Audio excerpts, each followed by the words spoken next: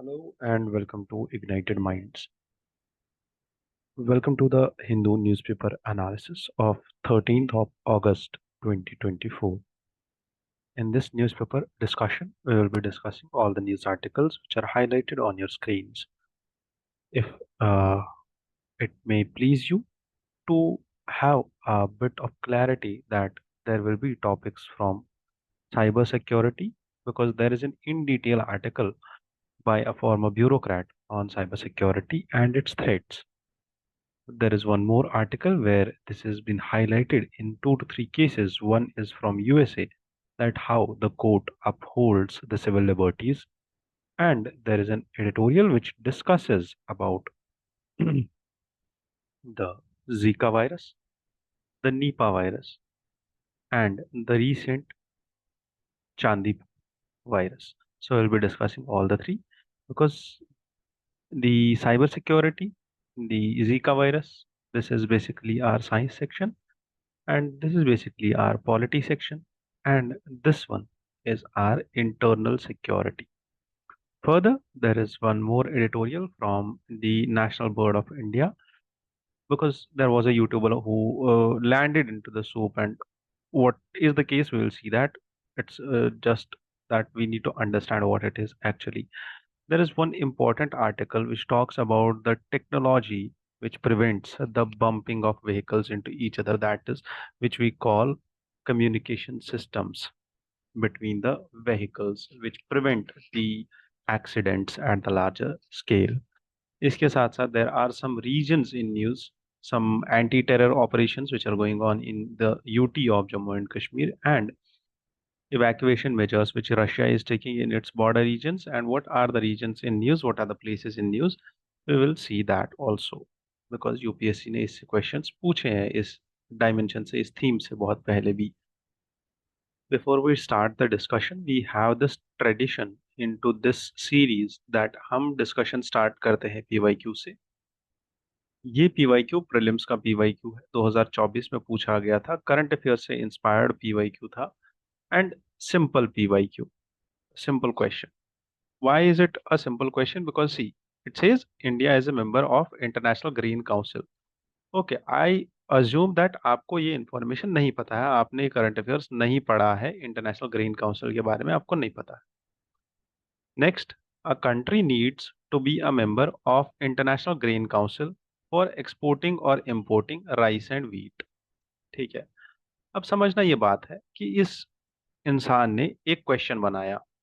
ठीक है. अगर इस क्वेश्चन में दोनों स्टेटमेंट्स ही गलत है, अज्यूम दिस थिंग, दोनों स्टेटमेंट्स ही गलत है, कोई भी ठीक नहीं है इसमें से, तो क्वेश्चन बनाने का फायदा क्या? क्यों बनाया क्वेश्चन, क्यों उसने मेहनत करी? ठीक है, पहली चीज.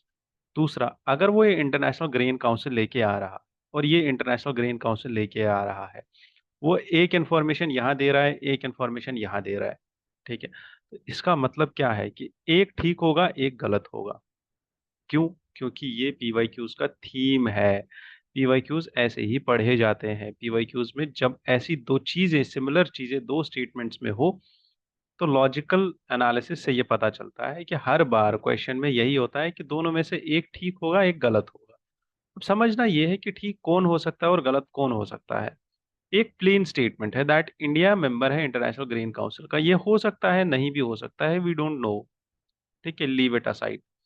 Question number two, statement number two, it says एक कंट्री को इंटरनेशनल ग्रेन काउंसिल का मेंबर होना चाहिए अगर उसको इंपोर्ट या एक्सपोर्ट करना है राइस एंड वीट. मुझे ये बात बताओ, हम राइस और वीट कब से इंपोर्ट एक्सपोर्ट कर रहे हैं? इंडस वैली सिविलाइजेशन के टाइम से कर रहे हैं. ठीक है, वैदिक टाइम से कर रहे हैं. ये इंपोर्ट और एक्सपोर्ट एंशियंट टाइम से हो रहा है. ये इंटरनेशनल ग्रेन काउंसिल अभी बना होगा, ये जब भी बना होगा अभी 50-60 साल पहले ही बना होगा, उससे पहले नहीं बन सकता ये. ठीक है, वर्ल्ड वॉर के बाद ही सारे इंटरनेशनल इंस्टीट्यूशंस बने, है ना, वर्ल्ड वॉर्स के बाद ही.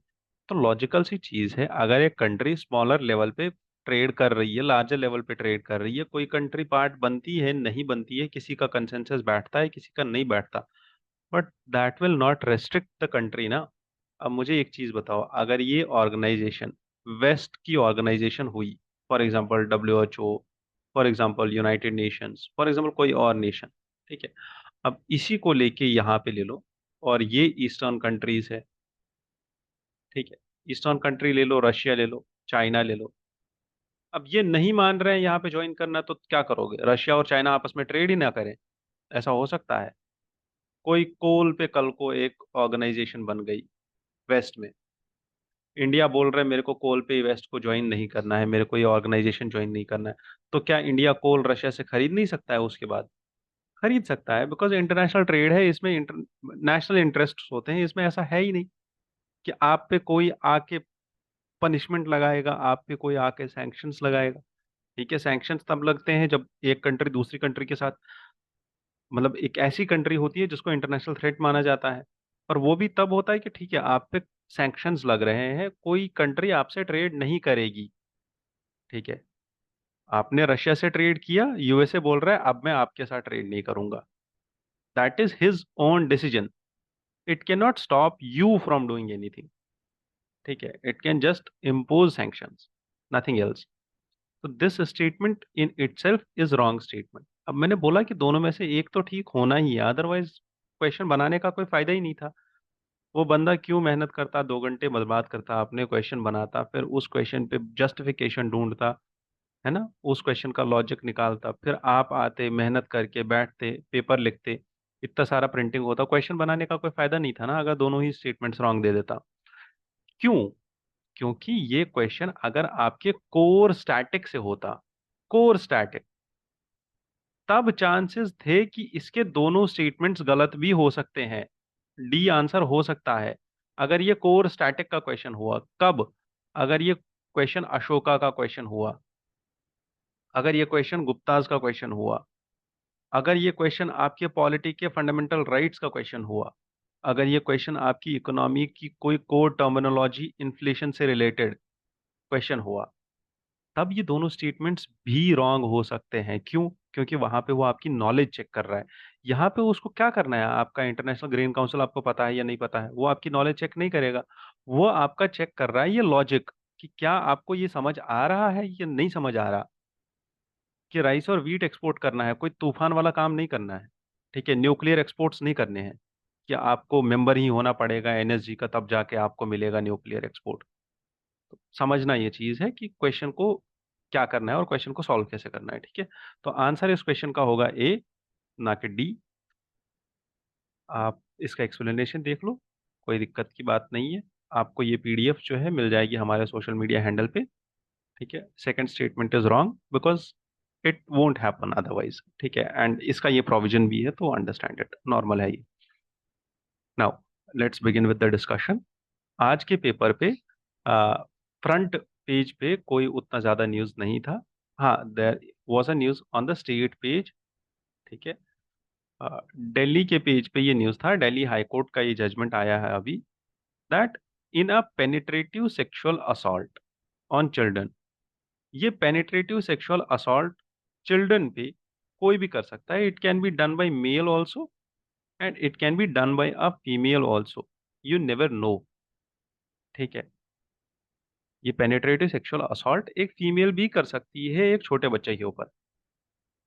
And now the court has taken a stand, और कोर्ट ने बोला है कि इस केस में पॉक्सो के अंदर एक फीमेल को भी आप जेल में डाल सकते हो, उस पे भी मुकदमा चल सकता है। अंडरस्टूड? कि एक फीमेल के ऊपर भी पेनिट्रेटिव सेक्सुअल असॉल्ट का केस चल सकता है और उसके ऊपर भी इन्वेस्टिगेशन चल सकती है। अगर वो कन्विक्ट हो जाती है, then she must be tried according to the provisions of the law.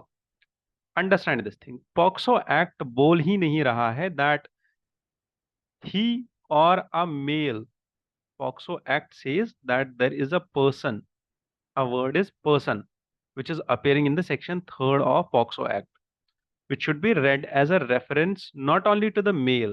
The court said referring only to the to a male. It's not actually only to a male, है ना? Delhi court said that the offense is not restricted to only men. It is applicable to women also. Now, let's understand what is POXO Act and how it came to existence. POXO Act 2012 में बनाया गया। ठीक है। POCSO act 14 नवंबर 2012 को enforce हुआ, enact हुआ। And ये क्यों इनएक्ट हुआ? क्योंकि हमें यूनाइटेड नेशंस का एक कन्वेंशन है on rights of child, convention on rights of child 1992। ये कन्वेंशन को हमें रेटिफाई करना था। हमने इस कन्वेंशन को रेटिफाई करने के लिए एक एक्ट बनाया। एक्ट का नाम है पॉक्सो एक्ट। ठीक है। 2012 का एक्ट। अब ये एक्ट क्या काम करता है? It deals with offences of sexual exploitation, ठीक है, and sexual abuse. Done. The act defines child, remember, it defines child. इसकी नजर में चाइल्ड कितना बड़ा हो सकता है? The act says child is 18 years old. Child का डेफिनेशन बहुत सारे एक्ट्स में डिफरेंट डिफरेंट है। जुवेनाइल जस्टिस एक्ट हमें 16 ईयर्स बोलता है। ठीक है। तो वैसे ही बहुत सारे और भी एक्ट्स हैं जो डिफरेंट एज देते हैं चाइल्ड की। For example child labour act हमें डिफरेंट एज देता है चाइल्ड की। ठीक है। तो यहाँ पे जो पॉक्सो एक्ट है इसके according child is 18 year old child. The act provides punishment as per the gravity of the offence, कि जिसका जितना बड़ा ऑफेंस होगा अगेंस्ट चिल्ड्रन उसकी उतनी बड़ी पनिशमेंट होगी। एक्ट को अमेंड किया गया 2019 में, ताकि जितने भी सेक्सुअल क्राइम्स हैं ऑन चाइल्ड उनकी पेनल्टी बढ़ाई जा सके और उनमें डेथ पेनल्टी भी इंक्लूड किया जाए।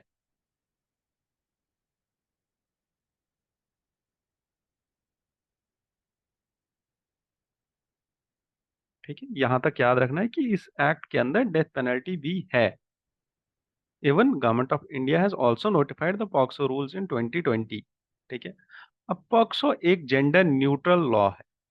It's a gender neutral law.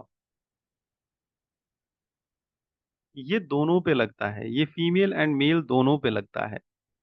It should not be the case to be understood कि पॉक्सो बस मेल के ऊपर लगता है। अभी तक के मिसकंसेप्शन था। Even high court has now clarified it कि पेनिट्रेटिव, अभी तक नॉन पेनिट्रेटिव सेक्सुअल असॉल्ट अगर चिल्ड्रन पे वुमेन के द्वारा होगा तो उनको ट्रायल में लेके जाया जाएगा।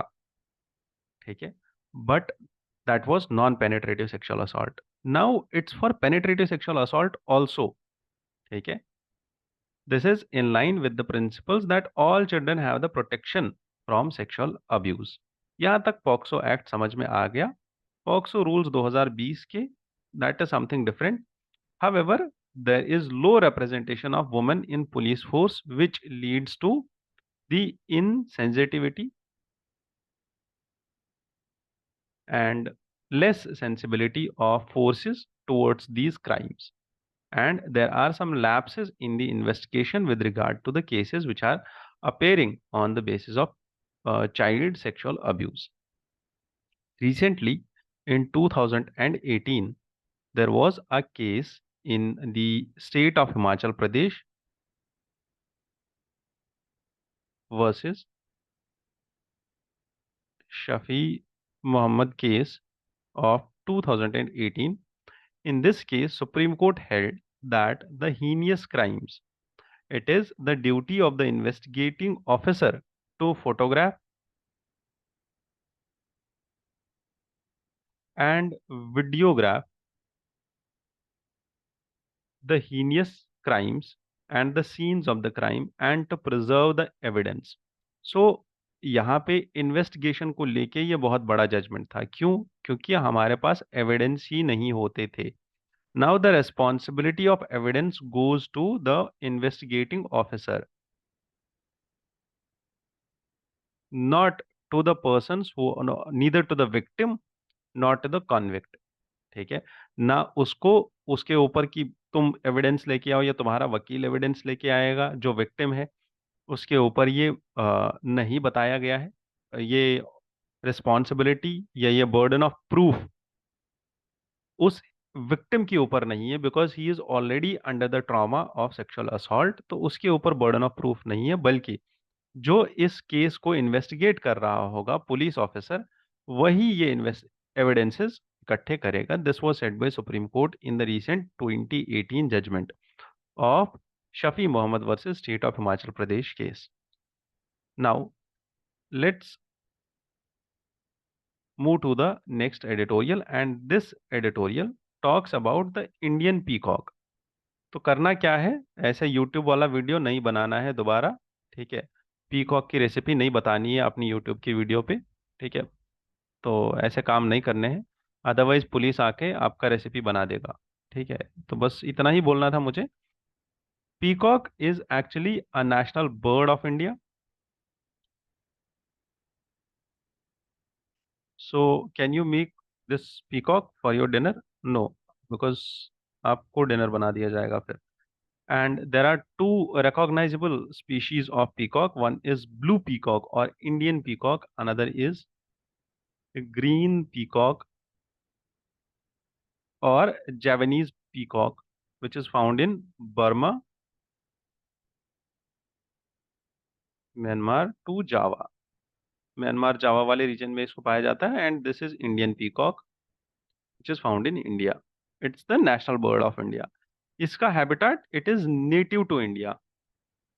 ठीक है, Indian peafowl is native to India, Pakistan and Sri Lanka. ठीक है, currently it's more habituated in the state of Kerala,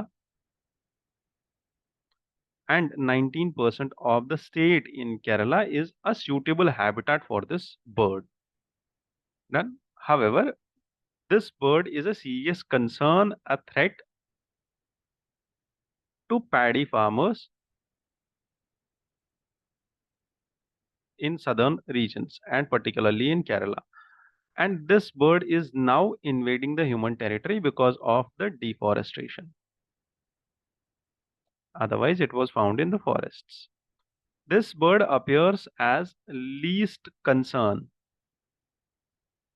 on the IUCN list.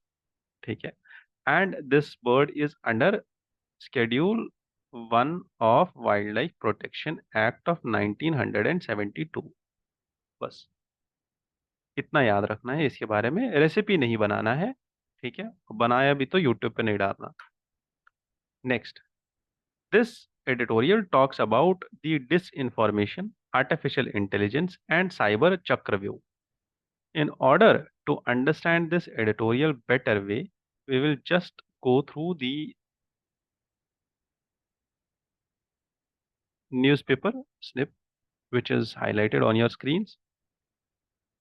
And in this editorial, the author actually talks about the issues of cybersecurity and the other issues which are relevant to artificial intelligence. The author points out some key issues, or you can say key discussion point, that with the advent of artificial intelligence, हुआ क्या है कि AI एक disruptive technology होने की वजह से या एआई का मिसयूज होने की वजह से people are developing the cyber security threats. They are developing malwares, they are developing ransomwares with the help of AI, on which you cannot curb that.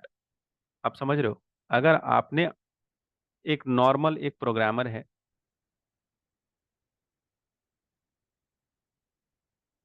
उसने एक वायरस बनाया. ठीक है, ये वायरस कितना पावरफुल होगा, और एक आर्टिफिशियल इंटेलिजेंस ने वायरस बना दिया, ये वायरस कितना पावरफुल होगा.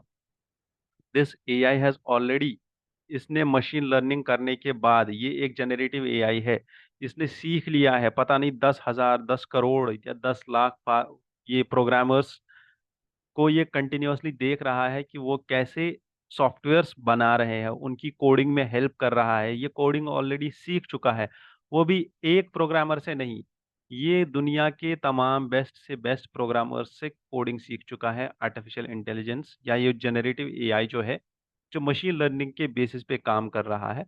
अब जो ये वायरस बनाएगा वो कितना ज्यादा पावरफुल वायरस होगा, अंडरस्टैंड दैट थिंग.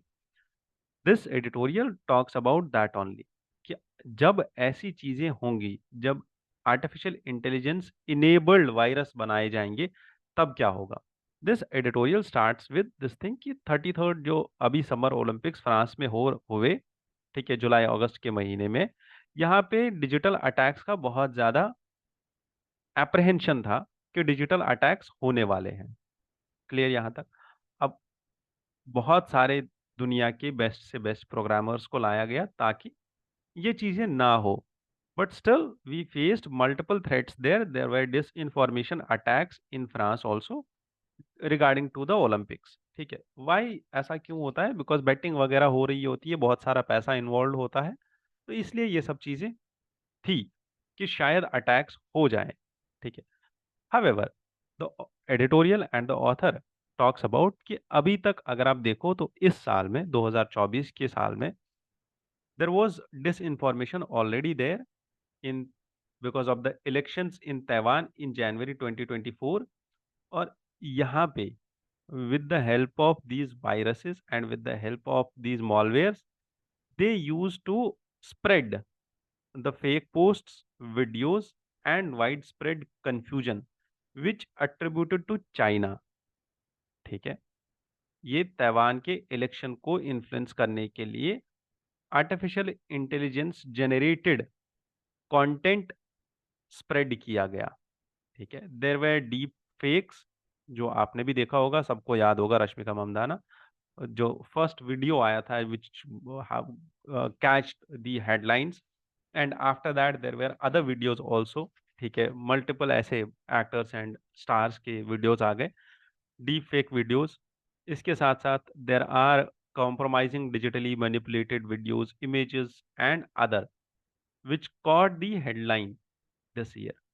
अब दिक्कत ये है कि इतना बड़ा अगर इशू है तो इसके साथ साथ और क्या क्या प्रॉब्लम्स हो सकती है।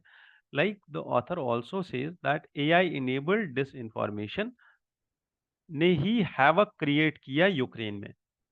ठीक है, because there were disruptions in critical infrastructure, telecommunication and power grids also.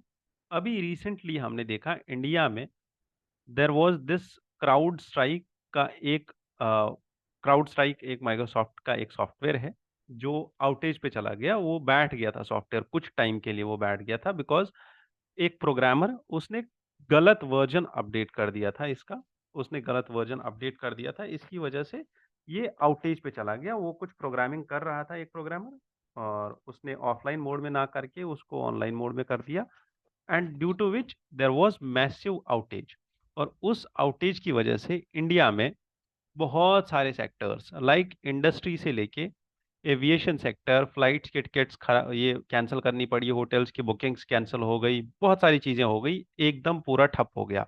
ठीक है, it was around for half an hour कि ये पूरा आउटेज हो गया। अब ये ऑथर यहाँ पे बोल रहे हैं हमें दैट आप सोचो वो आउटेज एक साइबर सिक्योरिटी थ्रेट नहीं था, बट फिर भी उसका इम्पैक्ट इतना ज्यादा था। ठीक है, अंडरस्टैंड दिस, उसका इम्पैक्ट इतना ज्यादा था even though it was not a threat. ठीक है, फर्दर ऑथर ऑल्सो हाईलाइट्स कि 2017 में देयर वाज वन वायरस जिसका नाम था वानाक्राई रैंसमवेयर अटैक, जिसने 2,30,000 कंप्यूटर्स 150 कंट्रीज में अटैक के अंदर लेके आए, और उसमें there was around billion of dollars of money which was involve. इसके बाद there was one more attack called as Shamoon computer virus. ठीक है, इसने अटैक किया ऑयल कंपनीज को जैसे Aramco, Ras gas, and this is the biggest hack in the history. इसके साथ साथ there was Petya Petya malware Petya malware affected banks, electricity grids and other institutions across Europe and United kingdom, USA and Australia. अभी हमें क्या करना है, हमें ये तीनों चीजें याद रखनी है और तीनों चीजें हमें अपने नोट्स में लिख के रखनी है। दो चीजें, एक ये प्रीलिम्स में भी आ जाएंगी, एक ये मेंस में भी आ जाएंगी। मेंस में तो हमारे इंटरनल सिक्योरिटी के काम आ जाएगी, एंड प्रीलिम्स में डायरेक्ट नाम आ सकता है। ठीक है, डायरेक्ट नाम, what is Shamoon recently seen in news, what is Petya recently seen in news. ठीक है, तो ये चीजें याद रखनी है। इसके साथ साथ Stuxnet this is also a malicious computer worm, जो कंप्यूटर्स को इन्फेक्ट करता है। ये एक्चुअल वर्म नहीं है, ये भी एक मॉलवेयर ही है, ये भी एक वर्म इसको इसलिए बोलते हैं क्योंकि ये आपकी फाइल्स को इन्फेक्ट करता है। जो आपके कंप्यूटर पे डेटा होता है उस डेटा को इन्फेक्ट करता है, करप्ट कर देता है। ठीक है, अदरवाइज ये भी एक सॉफ्टवेयर ही है। Keep this in mind. तो अब क्योंकि साइबर सिक्योरिटी थ्रेट्स बहुत बढ़ रहे हैं, बहुत ज़्यादा साइबर हैकिंग हो रही है, and there is a rising curve of false credit.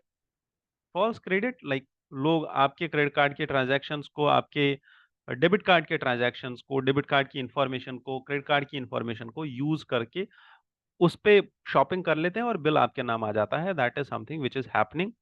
And fishing in 2024 has stealth personal information.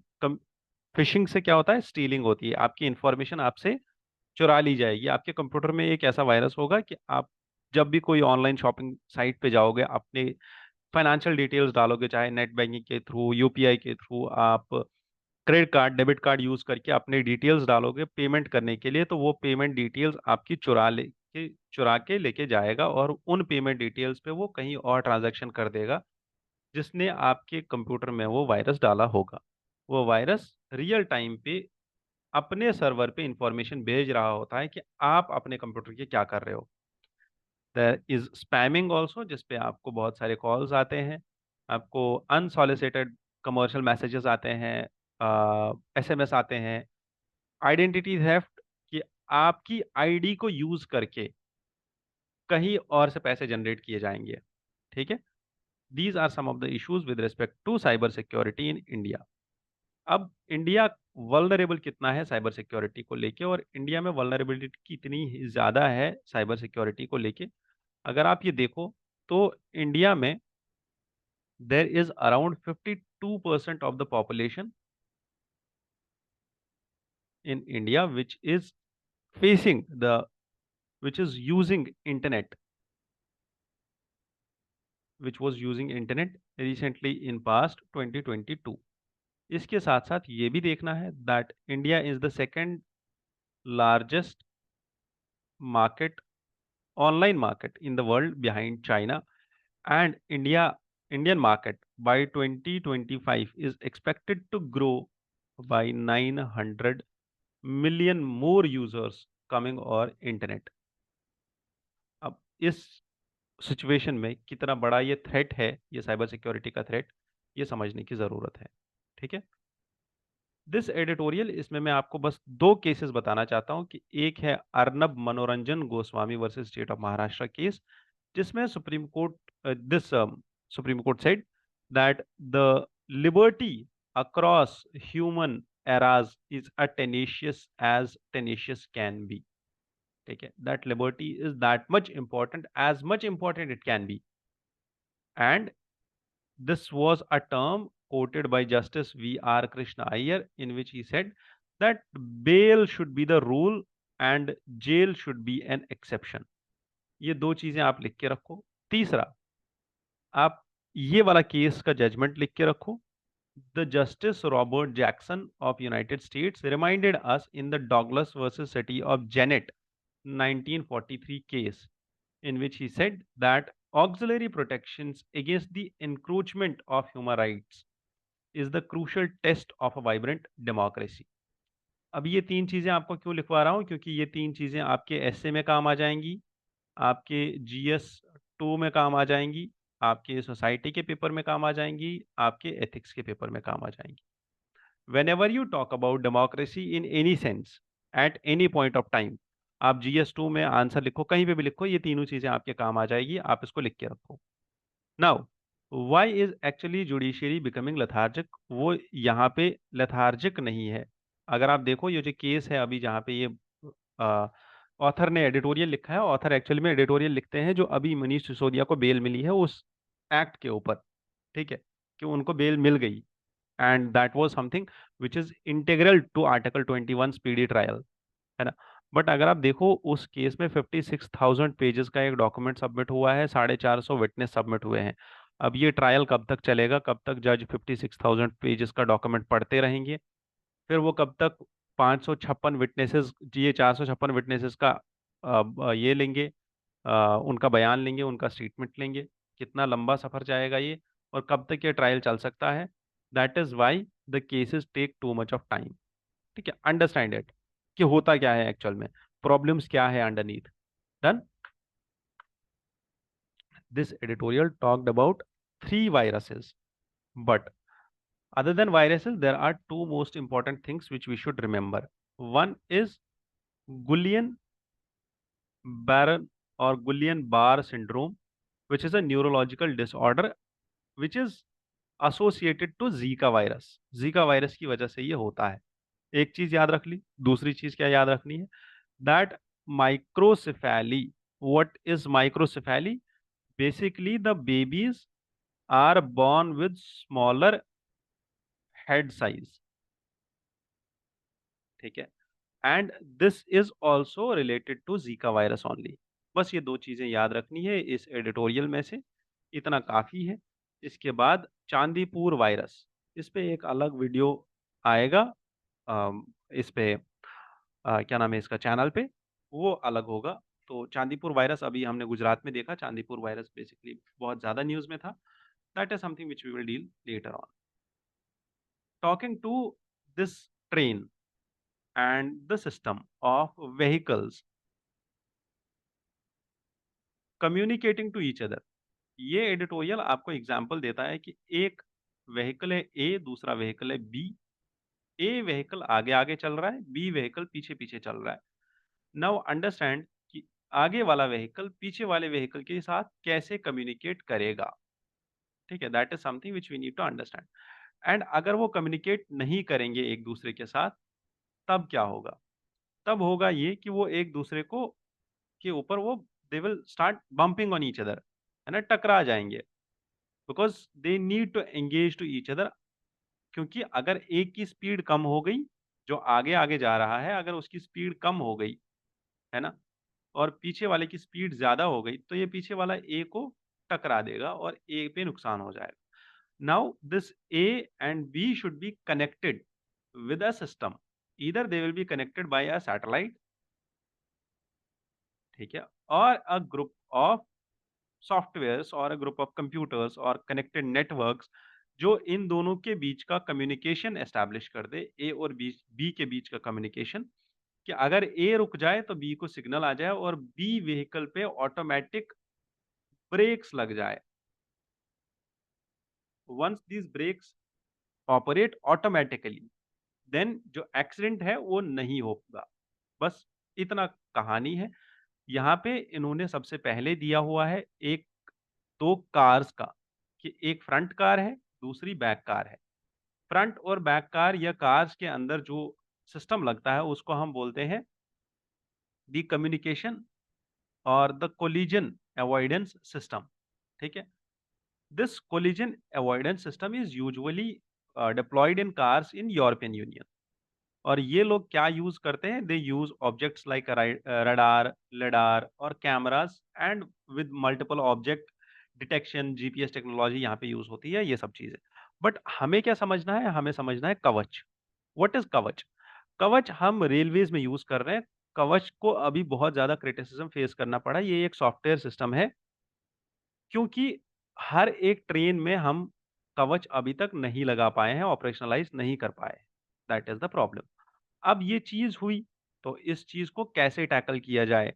और कवच करता क्या है? कवच में तीन कंपोनेंट्स है। वन इज कंप्यूटर, और one is the onboard track side and communication. Onboard system को एक कंप्यूटर सिस्टम बोलते हैं ऑथर। कंप्यूटर सिस्टम क्या करता है? ये लोकोमोटिव कंप्यूटर होता है जो जो ट्रेन चला रहा है, जो स्टेशन मास्टर है, इन दोनों के बीच का कम्युनिकेशन, कि कौन सी ट्रेन आ रही है, कौन सी ट्रेन जा रही है। अब जो ट्रेन जा रही है या जो ट्रेन आ रही है, उसके ट्रैक पे और ट्रेन के ऊपर आरएफआईडी रीडर्स लगे होते हैं, और ट्रैक के ऊपर आरएफआईडी कार्ड्स लगे होते हैं। जब भी ट्रेन ट्रैक के ऊपर से गुजरती है, या हर 15-20 मतलब डिस्टेंस पे लगे होते हैं, जब भी ट्रेन गुजरती है, तो रीडर वहां से उस कार्ड का नंबर उठाता है, उसकी आईडी उठाता है, it sends it to the locomotive computer, and locomotive computer इसको सिस्टम में अपडेट करता है। वो पूरा सिस्टम जो ऑप्टिकल फाइबर से कनेक्टेड है, एंड देन हमें पता चलता है कि ए ट्रेन कहाँ पे है और बी ट्रेन कहाँ पे है। ठीक है, क्योंकि बी के आरएफआईडी टेक्नोलॉजी और ए के आरएफआईडी टेक्नोलॉजी दोनों से सिग्नल आ चुका है, दोनों से डेटा आ चुका है। This data is processed at a centre system, जिसको बोलते हैं हम कम्युनिकेशन सिस्टम। ठीक है, एंड लास्ट में there is control system. Control system जो इन दोनों के अंदर काम करता है। ठीक है, कि अगर ये दोनों आपस में टकराने वाली है तो then it will deploy automatic brake system. बस, दैट्स इट। इतना समझना है और इतना ही याद रखना है कवच के बारे में। हावेवर, जब हम फ्लाइट की बात करें या शिप्स की बात करें तो वहां पे टोटली डिफरेंट व्यूज है। वहां पे अलग कहानी है। वहां पे यूजुअली 30 सेकेंड्स एंड 48 सेकेंड्स का टाइम होता है जब एक एयरप्लेन और एक एयरक्राफ्ट के पायलट को ये वार्निंग मिलती है कि आपको, आप देख लो कि आपके आसपास कौन सा फ्लाइट आ रहा है। ठीक है, वैसे ही शिप्स रडार सोनार वगैरह यूज करते हैं। Done. I guess this is it in today's discussion. And there are two news articles जो आपको थोड़ा बहुत देखने हैं कि ईरान मोस्ट प्रोबेबली अटैक कर सकता है। तो अभी इस पे कुछ नहीं करना है, जब अटैक करेगा जिस रीजन पे करेगा वो देखा जाएगा, उस रीजन को याद रखा जाएगा। रशिया का दिस बेलग्राड रीजन कहाँ पे है, ये बॉर्डर पे है। एंड ब्रायांस्क रीजन कहाँ पे है, ये बॉर्डर पे है। ये दोनों रीजन्स रशिया के हैं, ये दोनों याद रखने हैं। और मिन्स्क बेलारूस में है। कीव, खार्किव, बखमुत, मरियोपोल, ये 4 रीजन्स ऐसे हैं जो न्यूज़ में कंटिन्यूअसली रहे हैं, इनको याद रखना है। With this, I wish you all the best. Thank you for connecting इन है।